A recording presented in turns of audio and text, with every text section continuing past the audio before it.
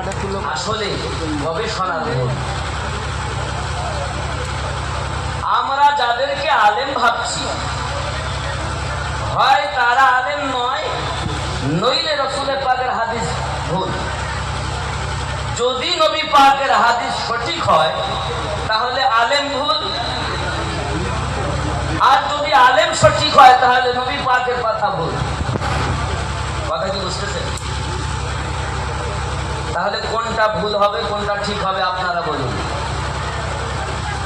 যে আলেম নামধারী কিন্তু সেই ওয়ারিস হওয়ার যোগ্যতা হারিয়েছে, কিন্তু আলেমও নয়। আলেমকে দেখলে নবী দেখা সওয়াব। যারা প্রকৃতভাবে আল উলামাও ওয়ারাসাতুল আম্বিয়া হয়েছে,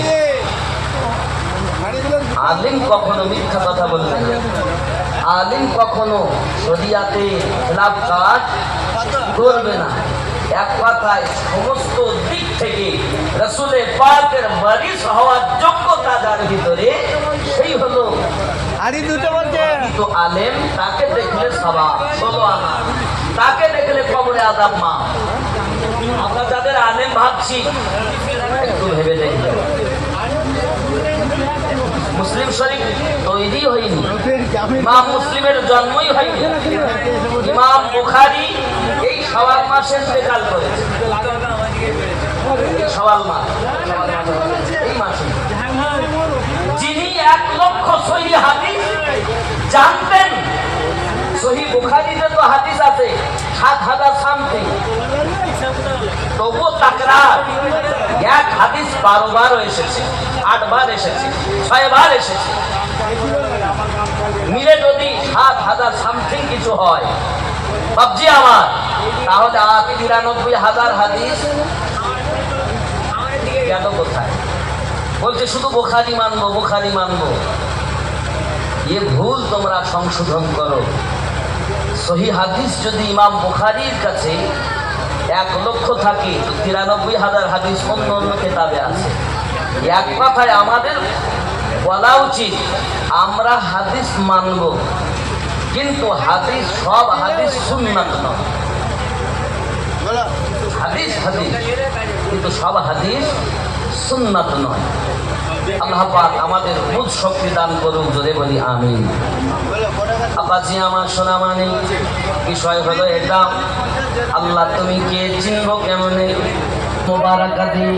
কিন্তু খাতামুন নবী, নবী আর হবে না। এখন আল্লাহ তোমার কথা কোথায়? আমার আল্লাহ পাক রব্বুল ইজ্জত বলেন, যারা আমার বন্ধু তাদের সঙ্গে আমি কথা বলি, তারা হলো আল্লাহর আউলিয়া বান্দা। চিনবো কেমন? আমার আল্লাহ পাক বলেন, চিন্তা নাই রে বান্দা, আমি সূরা আল কাহফের কোন আপনার 17 নম্বর আয়াতে ওয়াদা দিয়েছি, মাইয়াহদিল্লাহু, আমি আল্লাহ তাদের হেদায়েত দান করি, ফাহুয়াল মুহতাদি, তারাই হেদায়েত প্রাপ্ত হয়, ওয়া মাইয়ুদলিল, আমি আল্লাহ যাদের পথভ্রষ্ট করি, ফালান তাজিদা লাহু ওয়ালিয়াম মুরশিদা, পথ প্রদর্শক হিসাবে, আউলিয়াকে মুর্শিদ হিসাবে পাবে না। আল্লাহ যাদের পথ দেখাবেন তারাই পাবে আল্লাহর ওলি, আল্লাহ যাদের গুমরাহ করবেন তারা ওলির হবে দুশমনী। কি কোরআন আমার কথা নাকি?